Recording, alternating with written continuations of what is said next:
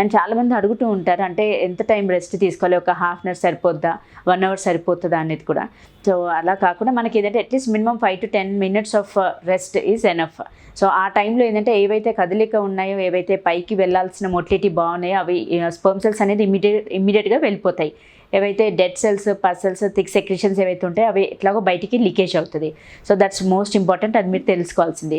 And ఇంకోటి ఏంటంటే చాలామంది అంటే అసలు అంటే ఇమీడియట్గా వాష్రూమ్కి వెళ్ళకుండా సరే అట్లాగే వదిలేసిన అని కూడా అడుగుతుంటారు.